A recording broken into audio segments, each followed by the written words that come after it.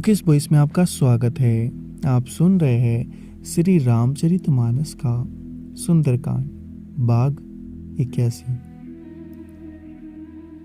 वे प्रकट रूप में भी अत्यंत प्रेम के साथ श्री राम जी के स्वभाव की बड़ाई करने लगे। उन्हें कपट बेस भूल गया। तब बानरों ने जाना कि ये शत्रु के दूत है। वे उन सबको बांधकर सुग्रीव के पास ले आए। सुग्रीव ने कहा, सब बानरों सुनो, राक्षसों के अंग भंग करके भेज दो। सुग्रीव के वचन सुनकर बानर दौड़े। दूतों को बांधकर उन्होंने सेना के चारों ओर घुमाया।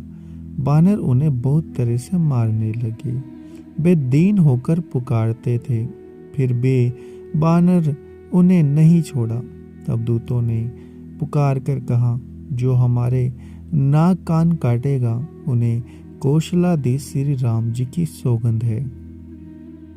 यह सुनकर लक्ष्मण जी उनके निकट बुलाया। उन्हें बड़ी दया लगी।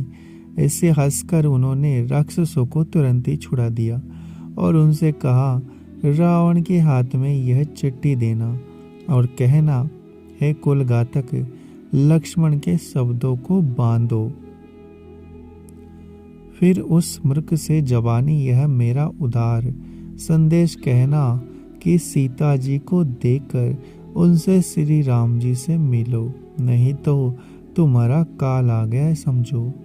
लक्ष्मण जी के चरणों में मस्तक नभाकर श्री राम जी के गुणों की कथा व वर्णन करते हुए दूत तुरंत ही चल दिए।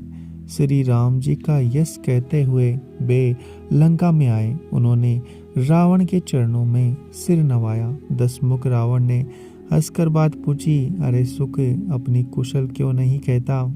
फिर उस विभीषण का समाचार सुना, मृत्यु जिसके अत्यंत निकट आ गई है। मूर्ख ने राज्य करते हुए लंका को त्याग दिया। अभागा अब जो का कीड़ा बनेगा। फिर बालू और बानरों की सेना का हाल सुना, जो कठिन काल की प्रेरणा से यहाँ चली आई है और जिनके जीवन का रक्षक कोमल चित्त वाला बेचारा समुद्र बन गया है। फिर उन तपस्वियों की बात पता, जिनके हृदय में मेरा बड़ा डर है।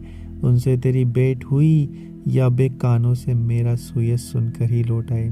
शत्रु सेना का तेज और बल बताता क्यों नहीं? तेरा चित्त बहुत ही चकित हो रहा है। दूत ने कहा, हे नाथ, आपने जैसे कृपा करके पूछा है वैसे ही क्रोध छोड़कर मेरा कहना मानिए। जब आपका छोटा भाई श्री राम जी से जाकर मिला, तब उसको पहुंचते ही श्री राम जी ने उनको राज तिलक कर दिया। हम रावण के दूत हैं। यह कानों से सुनकर रावण ने हमें बांधकर बहुत कष्ट दिए, यहाँ तक कि वे हमारे नाक कान काटने लगे। श्री राम जी की शपथ दिलाने पर कहीं उन्हें हमने को छोड़ा।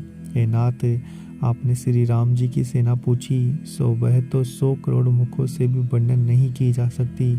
अनेक रंगों के बालू बानरों की सेना है, जो भयंकर मुख वाले, विशाल शरीर वाले और भयानक है, जिन्होंने नगर को जलाया और आपके पुत्र अक्षय कुमार को मारा। उसका बल तो सब बानरों में थोड़ा है। असंख्य नामों वाले बड़े ही कठोर और भयंकर योद्धा है।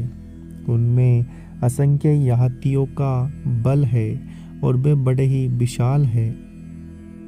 द्विविद, मयंद, नील, नल, अंगद, गद, विकटाश, ददी मुख, केसरी, निसट, सठ और जाम्बवान, ये सभी बल की राशि है।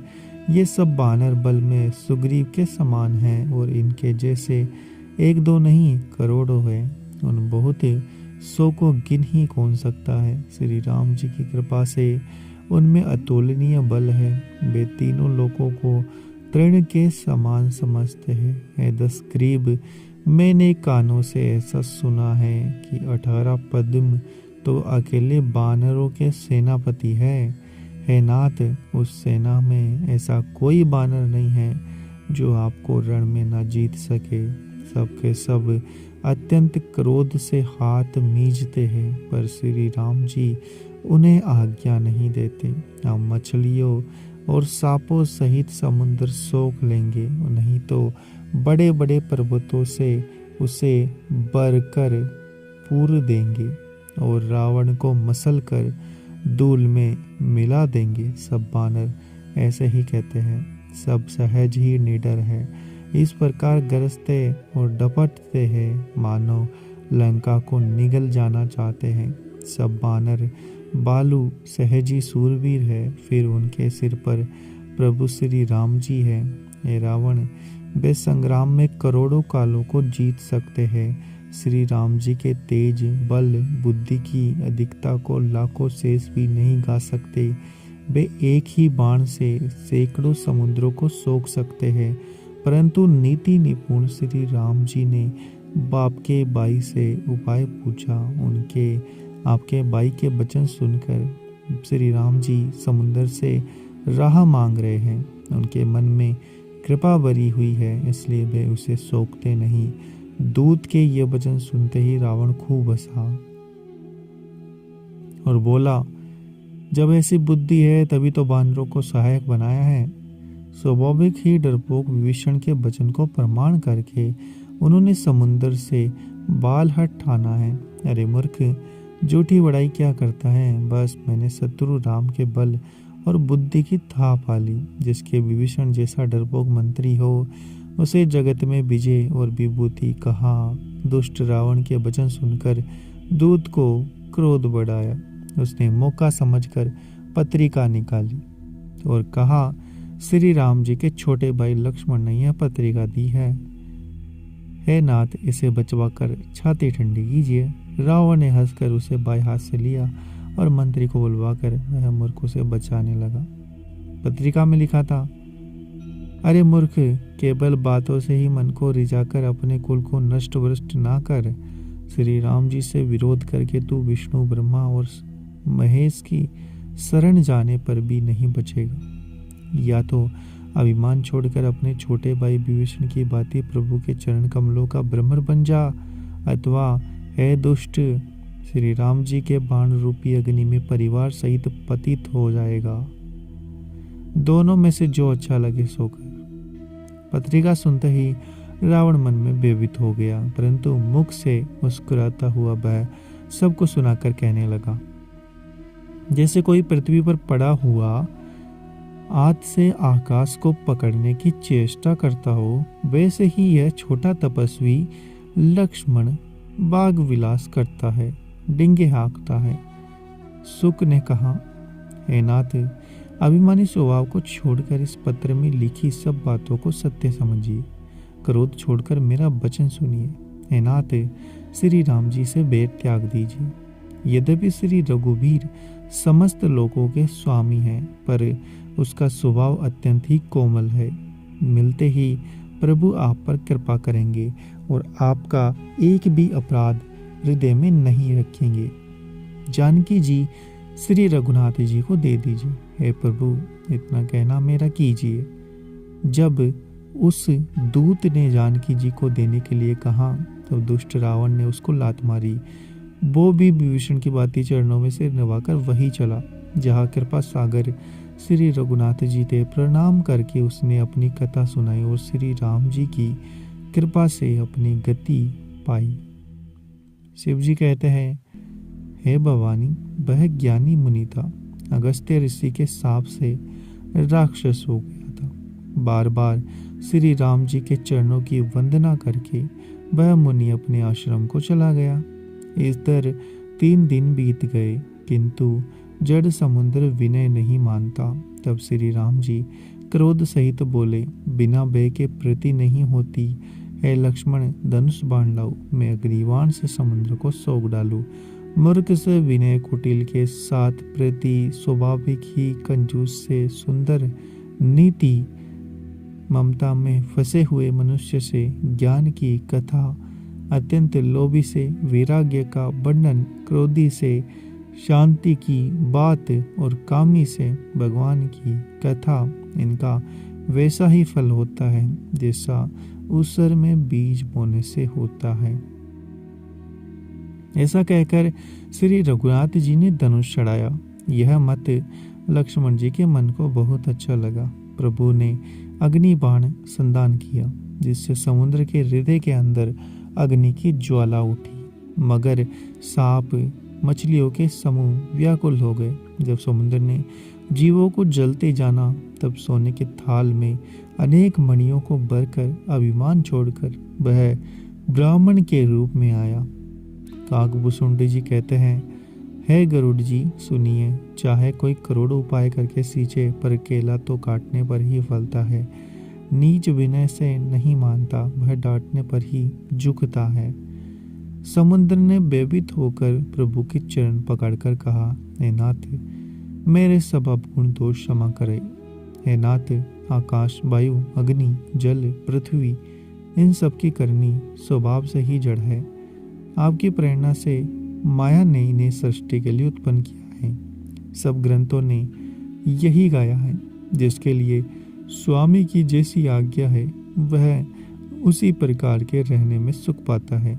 प्रभु ने अच्छा किया जो मुझे दंड दी, किंतु मर्यादा जीवों का स्वभाव भी आपकी ही बनाई हुई है। डोल, गवार, शूद्र, पशु, स्त्री, ये सब शिक्षा के अधिकारी है। प्रभु के प्रताप से मैं सूख जाऊंगा और सेना पार उतर जाएगी, इससे मेरी बड़ाई नहीं है, मेरी मर्यादा नहीं रहेगी। तथापि प्रभु की आज्ञा अपेल है, अर्थात आपकी आज्ञा का उल्लंघन नहीं हो सकता, ऐसा वेद कहते हैं। अब आपको जो अच्छा लगे मैं तुरंत वही करूं। समुद्र के अत्यंत विनीत वचन सुनकर कृपालु श्री राम जी मुस्कुराकर बोलने लगे, हे तात, जिस प्रकार वानरों की सेना पार उतर जाए, यह उपाय बताओ। समुद्र ने कहा, हे नाथ, नील और नल दो वानर भाई है। उन्होंने लड़कपन में ऋषि से आशीर्वाद पाया था। उनके स्पर्श कर लेने से ही बारी बारी पहाड़ भी उसके प्रताप से समुद्र में तैर जाएंगे। मैं भी प्रभुता को हृदय में धारण करके अपने बल के अनुसार जहाँ तक मुझसे बन पड़ेगा सहायता करूँगा। हे नाथ, इस प्रकार समुद्र को बंधाइए, जिससे तीनों लोकों में आपका सुंदर यश गाया जाए।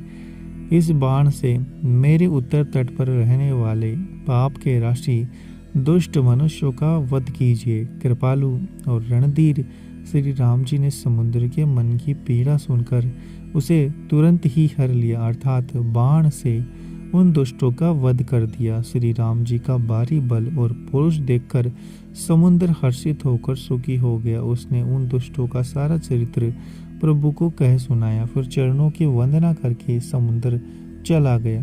समुद्र अपने घर चला गया। श्री रघुनाथ जी को यह मत अच्छा लगा।